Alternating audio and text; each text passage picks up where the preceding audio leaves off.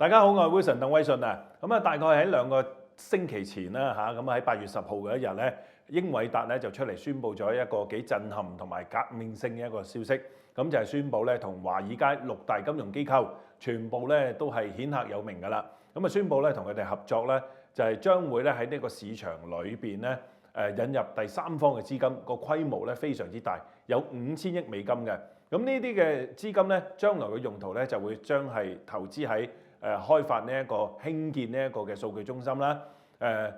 或者係電力設備啦，甚至乎咧係一啲咧即係做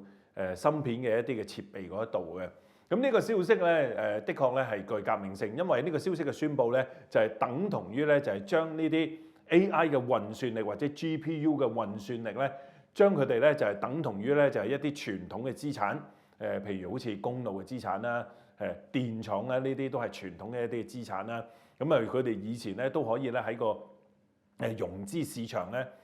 或者係一個財經市場裏邊咧，可以咧就係去融資嘅。咁而家嚟緊咧有咗呢個建議之後啦嚇，將來咧相信好快咧，亦都可以見到咧 AI 嘅運算力啊，或者 GPU 嘅運算力咧，同樣可以喺一個公開嘅一個嘅集資市場嗰度咧去融資啦。咁呢個建議咧都可以話係咧真係革命性嘅。咁因為大家都見到啦嚇，即係近來咧有好多大型嘅科技公司咧，佢哋公佈業績嘅時候咧都有一個共同點啊，就係個現金流轉弱，或者已經咧轉咗做負數啦。咁大如好似 Alphabet 啦，即係Google 嘅母公司咁樣咧，咁最近一季嘅業績咧，亦都見到佢哋嘅現金流咧係轉咗負嘅。以前咧佢哋就現金流非常之強，財雄勢大冇負債咁啊，現金儲備咧又高。咁主要咧就係因為咧近年咧投資落去咧呢個 AI 嗰度，咁 AI 咧真係燒錢咧燒得非常之快嘅嚇，不斷咧投資入去興建數據中心啊等等呢啲咧，咁令到呢啲咁財雄勢大嘅科技公司咧，亦都咧吃不消個現金流咧就開始轉負。咁如果咧呢一個嘅情況延續下去嘅話咧，咁可以話係咧一個即係幾壞嘅一個嘅週期嚟嘅嚇，即係個現金流轉咗負啦，咁呢啲大型科技公司咧再融資嘅時候咧就變得難咗，或者個成本咧亦都係會高咗嘅。成本高咗之後咧，佢哋必然咧就要斬一啲嘅開支啦。斬一啲嘅開支咧，如果減少喺呢個 AI 嘅方面嘅投資咧，又可能咧會令到自己嘅業務發展咧落後。但係另外一方面咧，首當其衝咧就好似英偉達呢啲啦，一減少 AI 開支，咁買少啲佢嘅芯片啦，連帶咧佢啲生意咧都會少啲嘅。咁所以咧有見及此啊，英偉達咧而家有呢一個咁嘅革命性嘅建議，將來咧芯片啦，即係呢個 GPU 啦，同埋呢個 AI 嘅算力咧，都可以喺市場嗰度咧去自由地集資啦。咁呢一個如意算盤咧打得通嘅話咧，會令到整體成個 AI 個發展咧會更加蓬勃。呢啲嘅公司咧就會當然啦嚇，會直接得益嘅。咁但係當中咧當然咧係有一啲嘅困難咧係要克服嘅，因為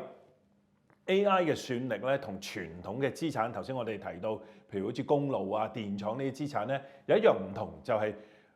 公路同埋電廠呢啲傳統嘅資產咧，佢哋嘅週期嘅生命咧係非常之長嘅嚇，可以去到幾廿年啦，甚至乎過100年都得嘅。咁但係咧 AI 嘅運算力咧就唔得啦。咁AI 嘅運算力咧個週期係非常之短嘅，大家都見到啦嚇，嗰啲 GPU 咧，哇日新月異，嗰個週期更替嘅週期咧係非常之快嘅。咁而家通常嚟講咧 AI 嘅運算力咧4-5年咧就已經呢一個嘅週期係甚至乎更短嘅。咁所以咧，同呢啲傳統嘅資產就好唔同。